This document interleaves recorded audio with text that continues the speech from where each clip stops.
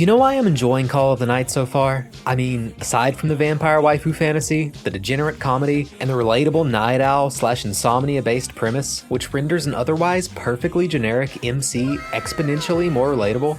Why? Because it's a beautiful, vibe-filled, keyword indulgent rom-com with art that often throws realism to the wind to embrace making the aesthetic of the night as fantastical as possible. Call of the Night is full of beautiful nightscape and astrophotography shots, skyscraper-filled cityscapes, shots of cozy little townhouses, neon signs, urban alleyways, and crosswalks, and they all exist within walking distance of wherever this kid lives.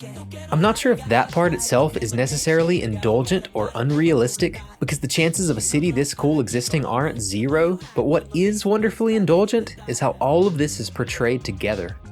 Take any one of the many shots of neon and LED-filled cityscapes backed by the night sky. They're all perfectly lit, and if you didn't know this, I'm sorry for being this week's Skeletor's Uncomfortable Facts meme, but that doesn't exist in real life. Hey, Vsauce! Michael here. Light pollution is basically defined as the excessive or poor use of artificial outdoor light. It disrupts the natural patterns of wildlife, contributes to the increase in carbon dioxide or CO2 in the atmosphere, disrupts human sleep, and, yes, obscures the stars in the night sky. That's probably my biggest reason for the particular descriptor I've given in the title. But when you wrap that back in with the fact that we digest the night walks as scenes of popping back and forth between all sorts of unique but equally beautifully rendered and perfectly lit shots of different cityscape and townscape environments, and add in the fact that those scenes, as well as the scenes where she's flying the two around of course, occasionally just suddenly turn into groovy Japanese hip-hop MADs, further seals the deal for my argument, and that is simple. The vision for this anime adaptation was clearly fueled by a desire to indulge in this vibe and this aesthetic, even at the sake of the highly overrated trope known as realism. And I think especially for a show like this, which would typically just get the panel-for-panel, static camera, moving manga treatment, that stands out as genuinely elevating and expanding upon the source material's imagery and the otherworldly setting that is simply the night. When Call of the Night does focus on the obvious expository aspects of the rom-com genre, it's not just a bunch of boring shot-reverse-shot portraits of characters. There are all sorts of dynamic camera angles, parallax shots of characters, the buildings, the night sky in the background, etc. It's got a little something called direction. I also definitely dig the two main characters so far. The humor that typically comes from Nazuna's uncomfortably erotic phrasings of quite mundane statements is certainly something one might just call a blatantly repetitive trope-based gag, but I love it, and I laugh almost every time. It just jives with the overall vibe, since the oh-so-wacky punchline is always describing something that is actually, as I said, mundane. It feels like slice-of-life humor in that sense, which is apt for a show where the appeal for me is mostly just slow burn relaxing into the vibe. As a disclaimer, I definitely felt the dreaded Sakuga slump making its way in during episode 4, the last episode available as I write this. I just hope that they don't skimp on the background art and such when they go outside again in future episodes. I haven't spoken much about plot or dialogue thus far, but I would also argue this episode is the weakest in those categories, with a few literal expository explanations of jokes and tropes.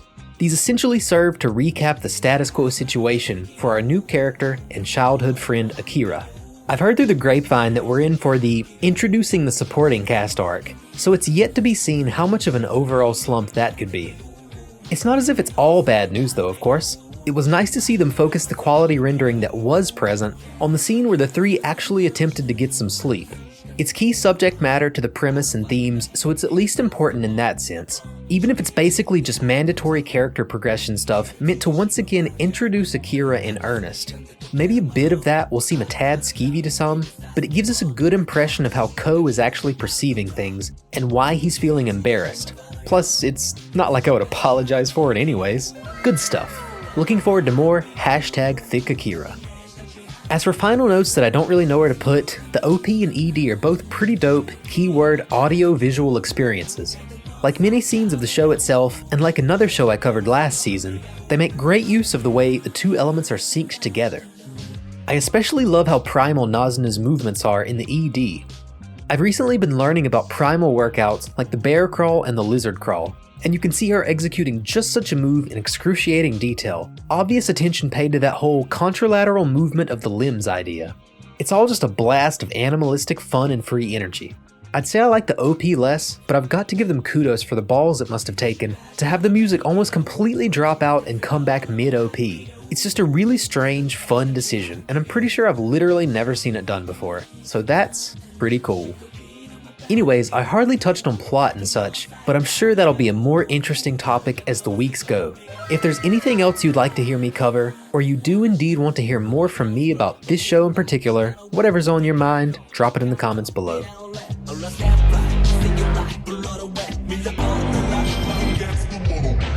人はなぜ夜更かしをすると思う？それらはすべて一つの原因に収束する。今日という日に満足していないからだ。見たまえ、この満足そうな面。